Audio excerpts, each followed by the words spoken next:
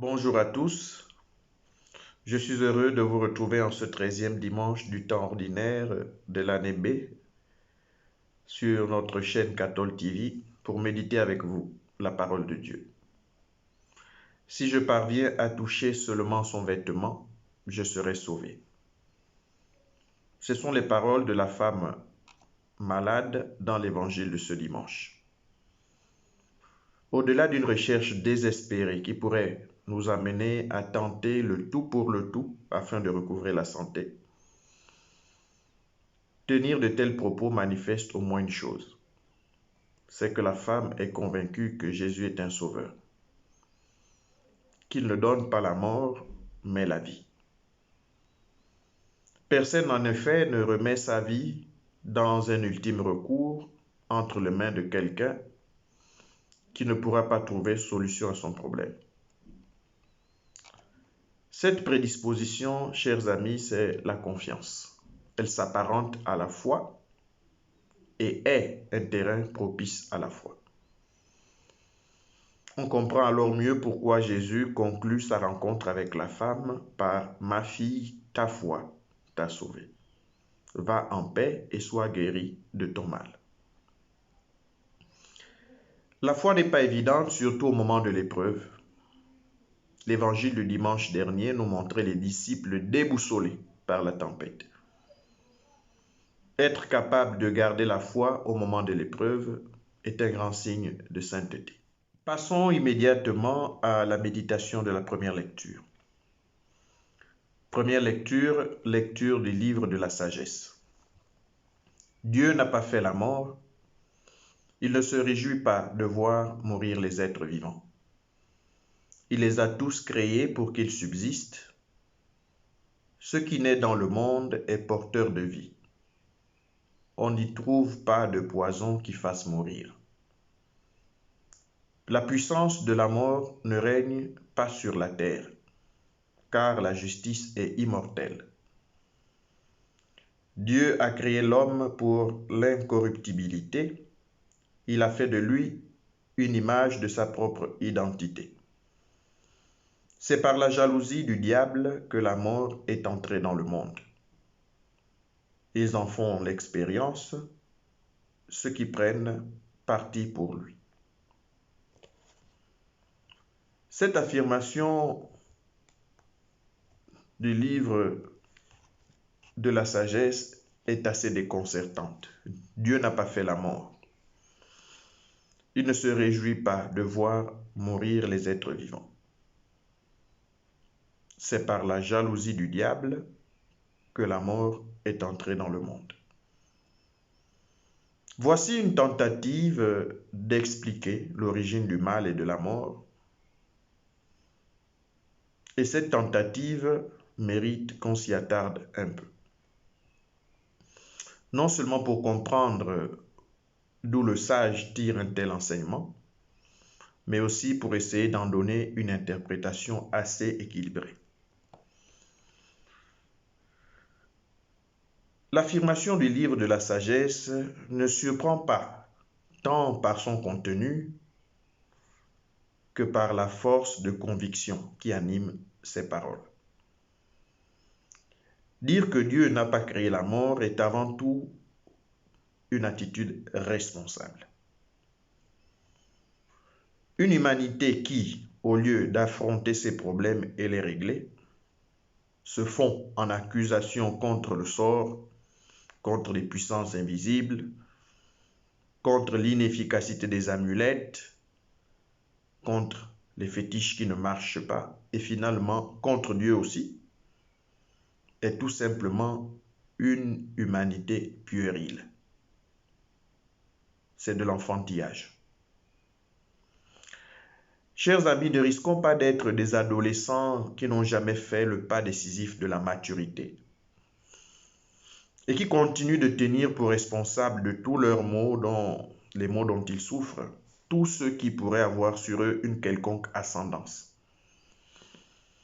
La faute retombe toujours sur les parents, sur les éducateurs, les enseignants, les gouvernants, la police, les responsables de l'État. Bref, sur tous ceux qui incarnent une quelconque forme d'autorité ou de pouvoir. Affirmer que Dieu n'a pas créé la mort, qu'il ne pourrait même pas l'avoir créée, c'est accepter de grandir et s'ouvrir à la réalité d'un Dieu Père qui ne peut pas se contredire. Même nous les hommes, nous tenons à nos œuvres. Combien plus Dieu serait-il le premier à se soucier de sa création? Dieu ne se réjouit donc pas de voir mourir les êtres vivants.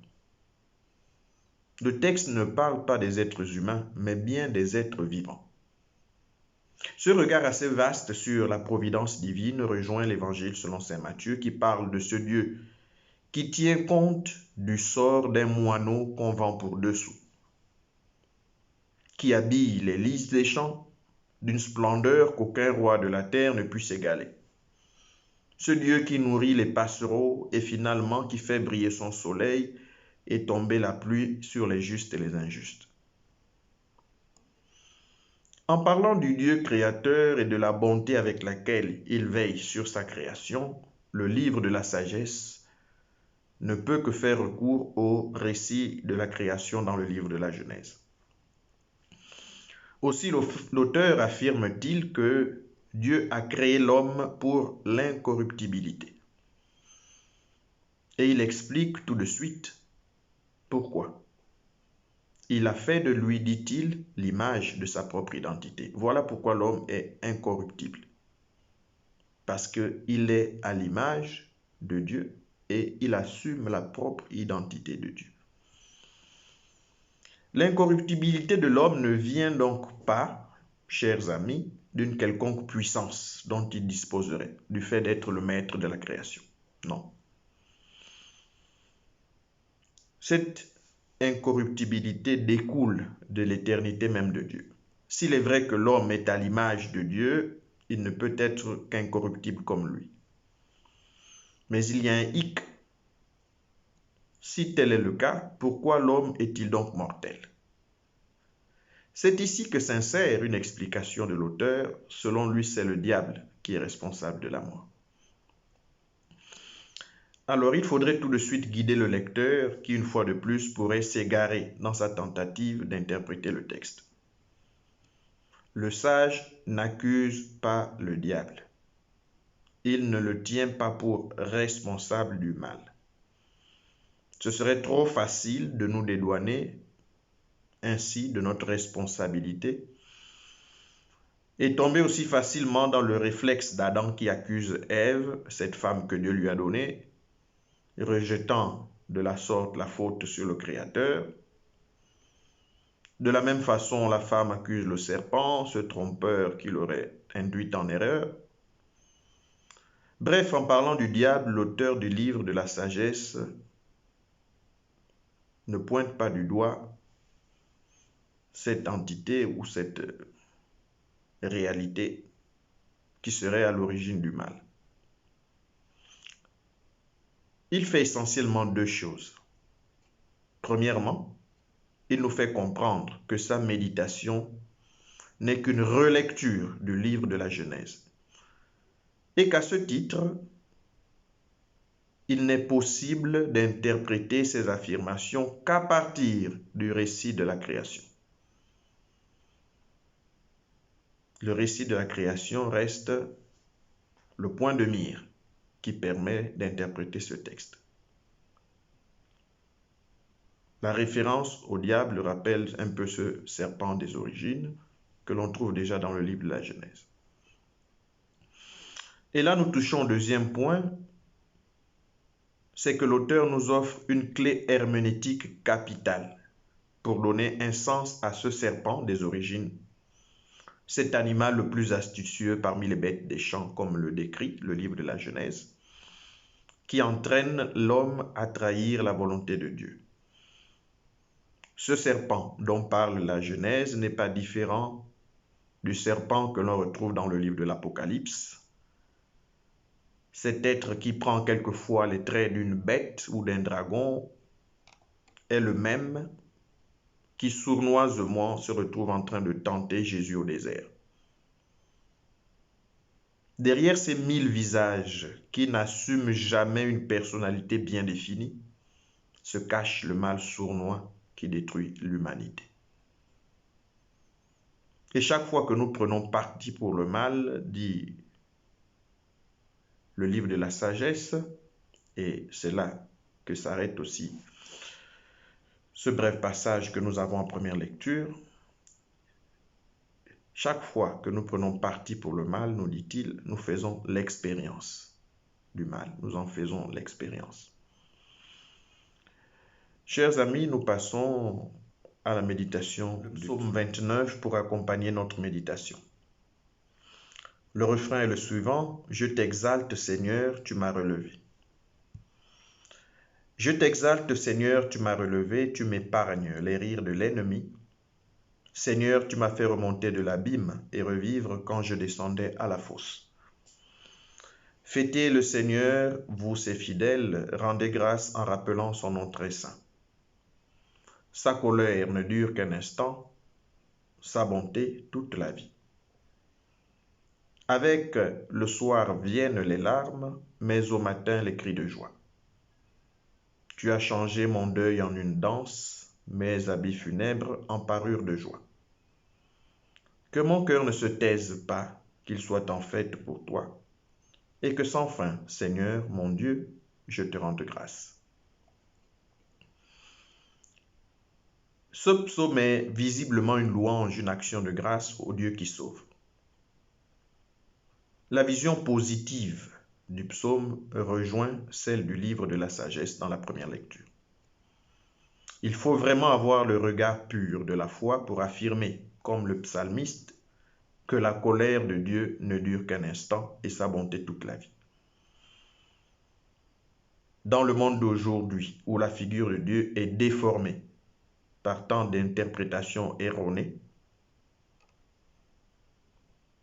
c'est un signe de maturité non seulement humaine mais chrétienne, de reconnaître que la bonté de Dieu dure toute la vie et que sa colère ne dure qu'un instant. Nous l'avons dit au début de cette intervention, c'est tout à fait enfantin de toujours vouloir rendre Dieu responsable de ce qui ne va pas dans notre vie. Le regard de l'enfant ne voit tout que par rapport à ce qui lui procure sécurité, confort et satiété. C'est le regard de l'enfant. Observez le bébé. Le regard du bébé ne voit tout que par rapport à ce qui lui procure sécurité, confort et satiété. L'enfant a du mal à se décentrer de son moi pour voir plus loin que sa propre satisfaction. L'adulte est celui qui apprend à construire une relation différente avec le monde qui l'entoure, avec l'autre et avec Dieu. Être capable de voir les bontés de Dieu se prolonger tout au long de notre vie et ne mesurer sa colère qu'en laps de temps est le fruit d'un jugement mature qui ne réduit pas la réalité à nos besoins. Mais c'est reconnaître au-delà de nos frustrations que Dieu pourvoit à l'essentiel dans notre vie. Ce Dieu qui nous épargne les rires de l'ennemi, qui nous fait remonter de l'abîme et revivre, savoir lancer au matin des cris de joie alors que le soir on était dans les larmes, chers amis, c'est vivre de la résurrection au quotidien. Derrière la métaphore de la nuit qui descend chaque soir sans jamais vaincre la lumière du jour qui recommence le lendemain, le psaume nous invite à proclamer la résurrection par notre vie. Un chrétien pessimiste ou négatif laisse endormir ou enfouir des trésors de résurrection qui lui viennent de son baptême. Plongés dans la mort avec le Christ, nous sommes nés créatures nouvelles. Et pour nous, le monde ancien s'en est allé. Nous touchons déjà à des thèmes très pauliniens et qui nous introduisent à la deuxième lecture. De ce psaume, retenons essentiellement que Dieu est celui qui change notre deuil en danse et nos amis funèbres en parure de joie. C'est un Dieu de la résurrection.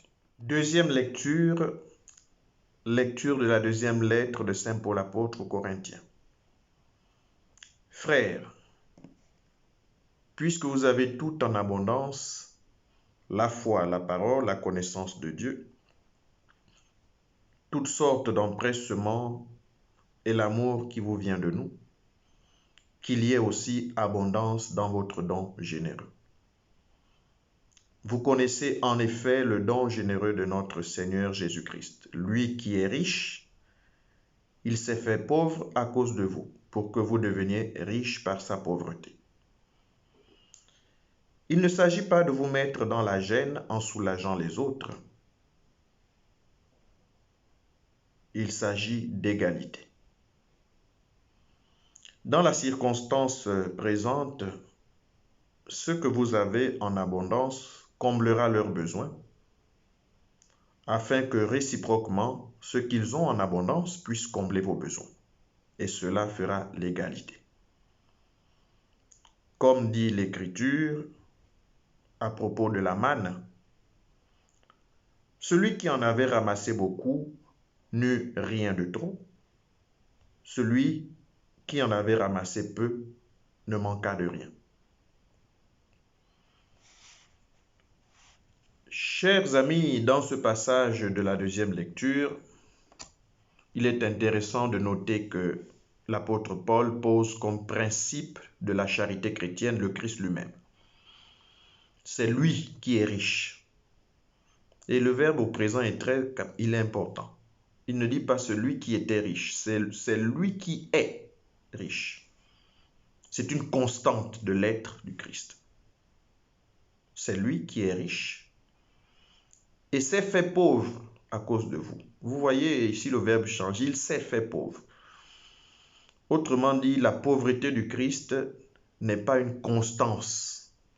Vous voyez bien, la pauvreté dont il ne s'agit pas de la pauvreté évangélique, c'est une pauvreté en contraste avec la richesse. Et cette pauvreté n'est pas une constance de l'être de Jésus-Christ. Il s'est fait, mais il est riche. Alors, le texte poursuit en disant qu'il l'a fait pour que nous devenions riches par sa pauvreté. Et vous voyez comment Paul rapproche les deux concepts de richesse et de pauvreté. Nous devenons riches par sa pauvreté. Très belle figure. Le chrétien est un disciple, c'est-à-dire un imitateur du Christ. Gare à celui qui croirait se comporter en chrétien en partant de ses propres forces. C'est le Christ qui est le fondement et le principe de notre agir chrétien. L'apôtre passe par un lieu commun que comprennent aisément ses interlocuteurs. Ce lieu commun, c'est la nourriture d'Israël dans le désert, la manne.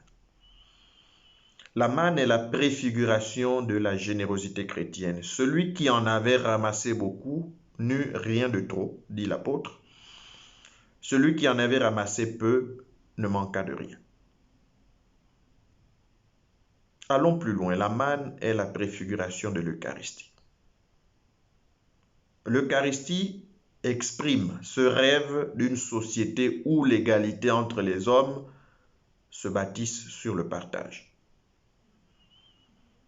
De même que nous avons tous part au même corps et sang du Christ, de même que chacun prend un morceau du pain partagé sans jamais épuiser le Christ qui se donne entièrement à tous et chacun, la société est appelée à se construire sur ce modèle du don de soi comme critère unique de la fraternité. Critère unique de la fraternité. Il ne s'agit pas de penser évidemment à une société égalitaire. Jésus nous met en garde contre ce danger de penser une société égalitaire. Jésus nous rappelle que les pauvres, nous les aurons toujours avec nous. Jean chapitre 12, verset 8. Les pauvres, vous les aurez toujours avec vous. Une société égalitaire cherche à supprimer les injustices en rasant les inégalités. Une société où règne l'égalité vit et fait la promotion de la fraternité. Ce n'est pas la même chose.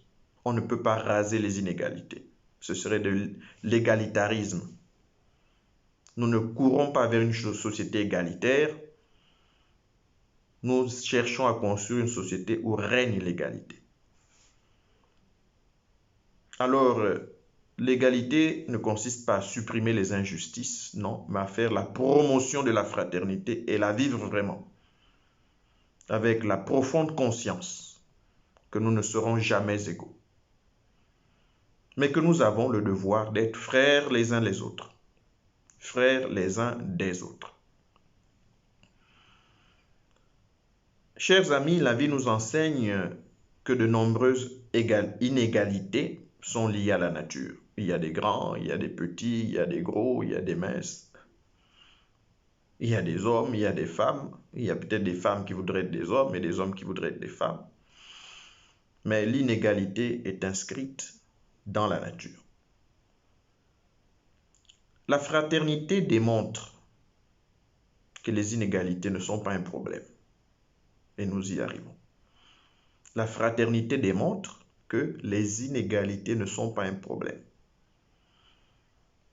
Tandis que l'indifférence ne participe qu'à accentuer les inégalités. Alors, je disais que la nature nous enseigne que de nombreuses inégalités sont connaturelles, viennent de la nature. Mais il y a des inégalités créées par des hommes et également par la complexité de la vie sociale, ne soyons pas banals. La vie sociale crée en elle-même déjà des inégalités.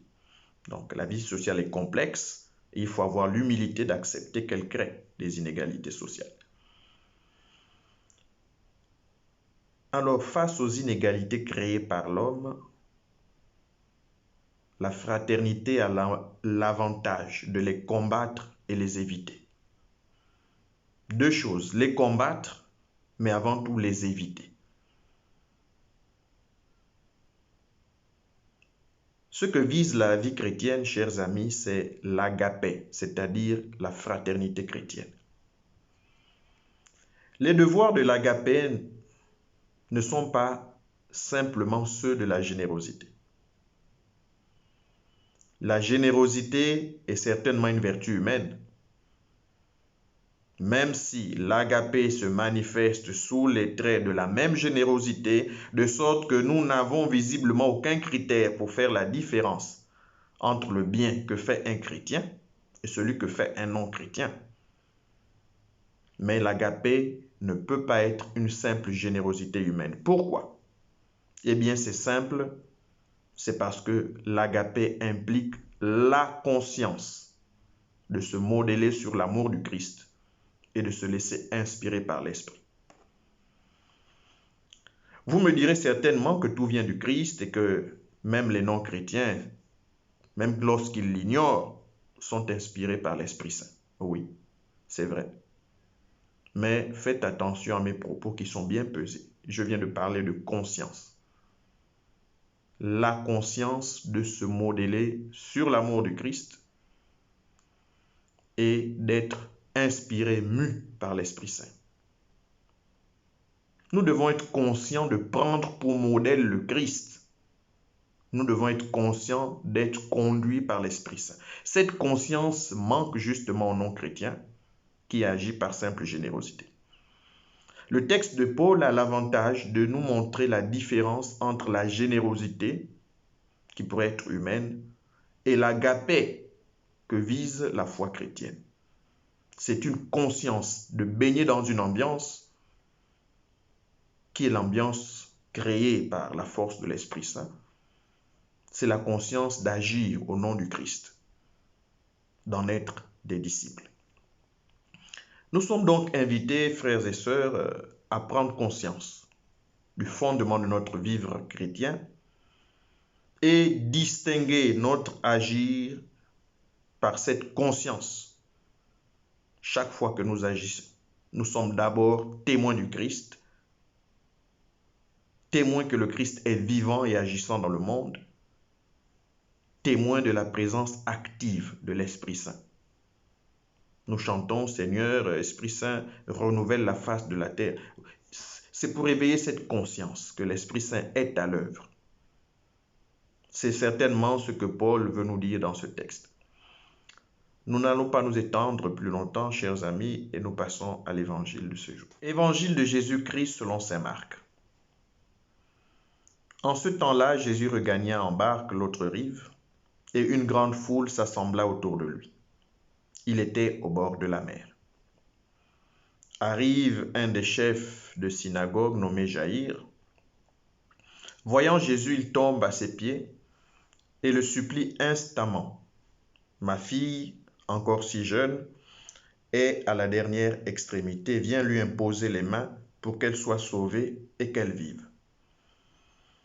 Jésus partit avec lui et la foule qui le suivait était si nombreuse qu'elle l'écrasait. Or, une femme qui avait des pertes de sang depuis 12 ans, elle avait beaucoup souffert du traitement de nombreux médecins et elle avait dépensé tous ses biens sans avoir la moindre amélioration. Au contraire, son état avait plutôt empiré. Cette femme donc, ayant appris ce qu'on disait de Jésus, vint par derrière dans la foule et toucha son vêtement. Elle se disait en effet, si je parviens à toucher seulement son vêtement, je serai sauvée. À l'instant, l'hémorragie s'arrêta et elle ressentit dans son corps qu'elle était guérie de son mal. Aussitôt Jésus se rendit compte qu'une force était sortie de lui. Il se retourna dans la foule et il demandait, « Qui a touché mes vêtements ?» Ses disciples lui répondirent, « Tu vois bien la foule qui t'écrase et tu demandes qui m'a touché. » Mais lui regardait tout autour pour voir celle qui avait fait cela. Alors la femme, saisie de crainte et toute tremblante, sachant ce qui lui était arrivé, vint se jeter à ses pieds et lui dit toute la vérité. Jésus lui dit alors, « Ma fille, ta foi t'a sauvée. Va en paix et sois guérie de ton mal. » Comme il parlait encore, des gens arrivent de la maison de Jaïr, le chef de la synagogue, pour dire à celui-ci, « Ta fille vient de mourir, à quoi bon déranger encore le maître ?» Jésus, surprenant ces mots, dit au chef de la synagogue, « Ne crains pas, crois seulement. » Il ne laissa personne l'accompagner, sauf Pierre, Jacques et Jean, le frère de Jacques. Ils arrivent à la maison du chef de la synagogue. Jésus voit l'agitation et des gens qui pleurent et poussent de grands cris. Il entre et leur dit, « Pourquoi cette agitation et ces pleurs? L'enfant n'est pas morte, elle dort. » Mais on se moquait de lui. Alors il met tout le monde dehors, prend avec lui le père et la mère de l'enfant et ceux qui étaient avec lui. Puis il pénètre là où reposait l'enfant. Il saisit la main de l'enfant et lui dit « Talita koum », ce qui signifie « Jeune fille, je te le dis, lève-toi ». Aussitôt la jeune fille se leva et se mit à marcher. Elle avait en effet 12 ans. Ils furent frappés d'une grande stupeur et Jésus leur ordonna fermement de ne faire savoir à personne. Puis il leur dit de la faire manger. Nous n'avons pas la prétention de voir tous les aspects d'un passage aussi long de l'Évangile en si peu de temps. Nous nous arrêterons juste sur une clé de lecture qui puisse servir à notre méditation. Cette clé de lecture vient de la question de Jésus lui-même après que la femme malade a touché son vêtement, dans l'espoir évidemment d'être guérie. Jésus pose la question suivante. Qui a touché mes vêtements? Une question qui en dit long et que souvent nous ne prenons pas la peine d'analyser. Et en étant un peu plus attentif au texte, on se rend bien compte que la réponse des disciples à la question de Jésus est capitale. Les disciples lui répondent en effet, « Tu vois bien la foule qui t'écrase et tu demandes qui m'a touché. » Jésus n'a pas demandé qui l'a touché, mais bien qui a touché ses vêtements. Toucher Jésus ou toucher ses vêtements. Voici un axe de lecture intéressant pour aborder cette péricope de l'Évangile. Le contact des gens avec la personne de Jésus est visiblement un sérieux problème.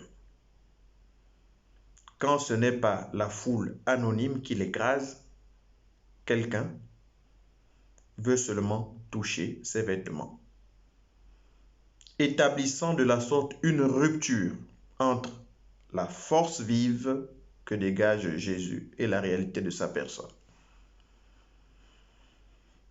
Ce danger qui nous guette tous est guidé par la satisfaction de nos besoins plutôt que par le souci de construire une relation avec lui.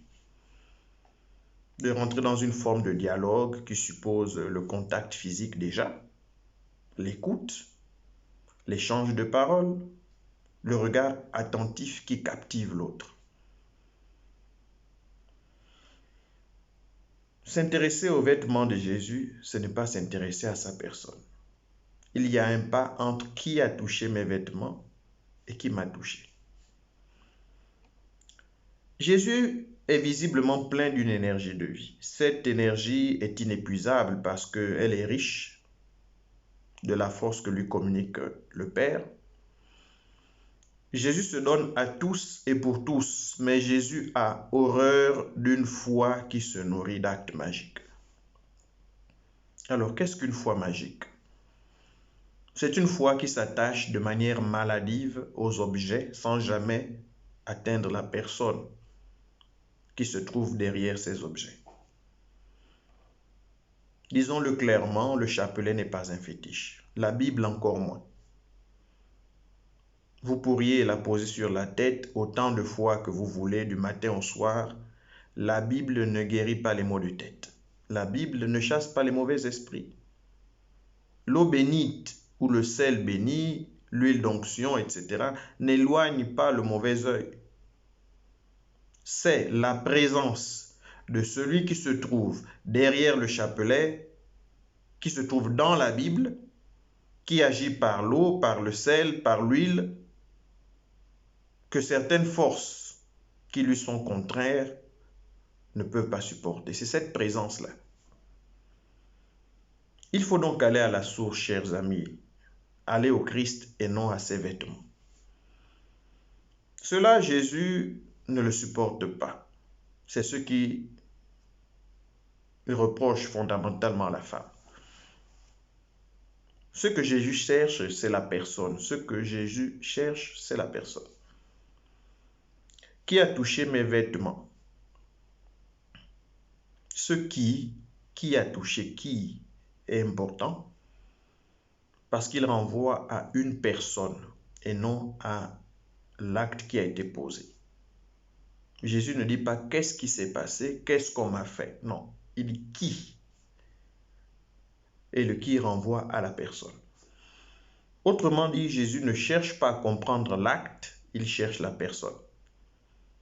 Jésus ne s'intéresse pas à ce que la femme vient de faire, mais il cherche la femme.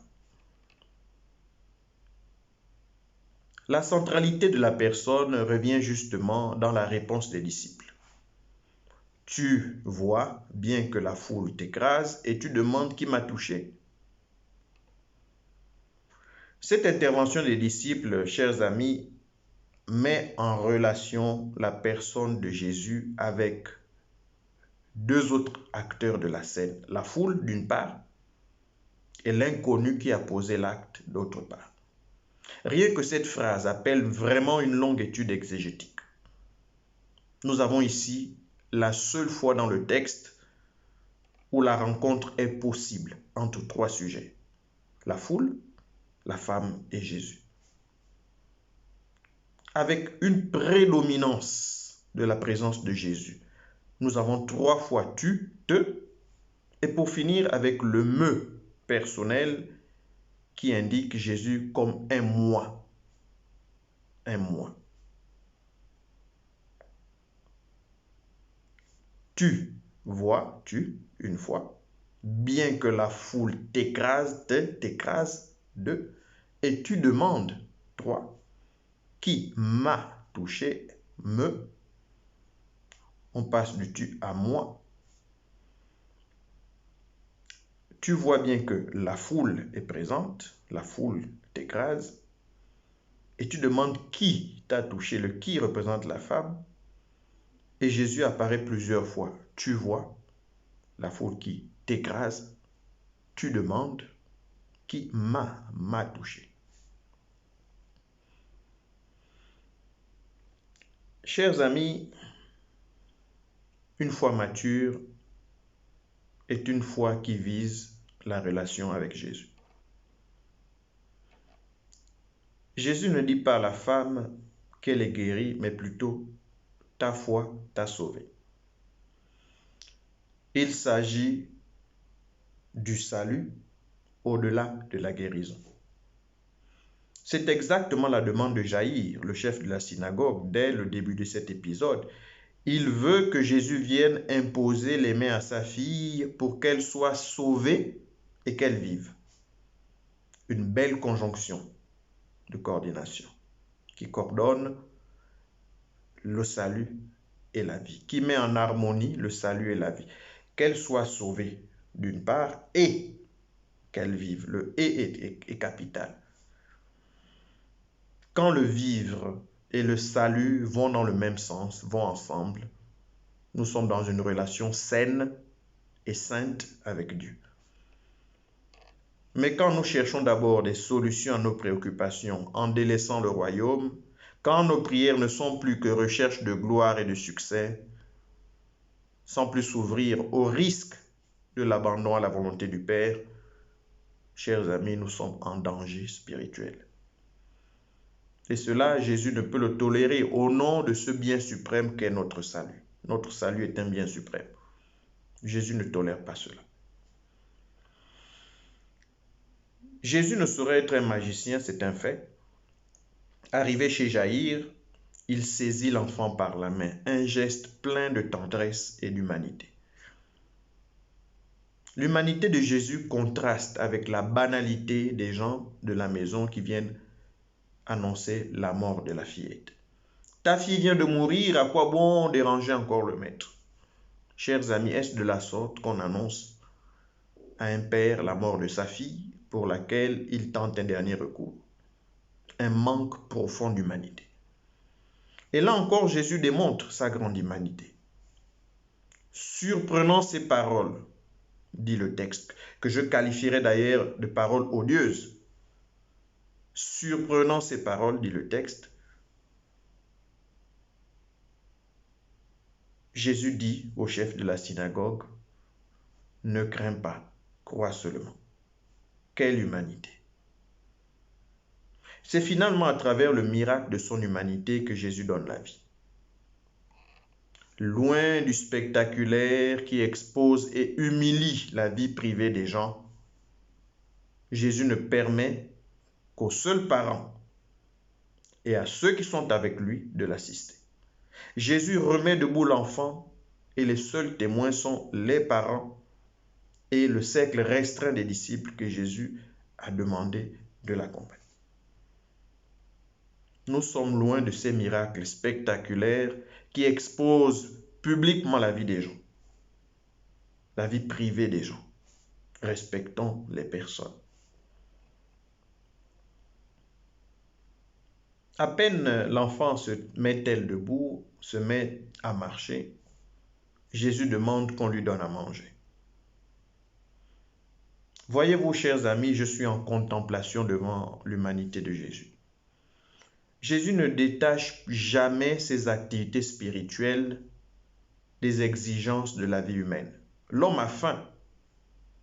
La spiritualité de Jésus est une spiritualité incarnée, réaliste, en syntonie et en communion profonde avec la chair humaine, la chair de l'homme. L'enfant doit manger. Donnez-lui à manger. Mes chers amis, ici prend fin notre méditation. Nous aurions pu la prolonger encore, mais les exigences du temps nous obligent à nous arrêter. Le temps est une dimension humaine avec laquelle il faut pouvoir compter. Imitons simplement le Christ et demeurons profondément humains. Je vous souhaite à tous un bon dimanche. Merci pour votre disponibilité et votre écoute et que Dieu vous bénisse.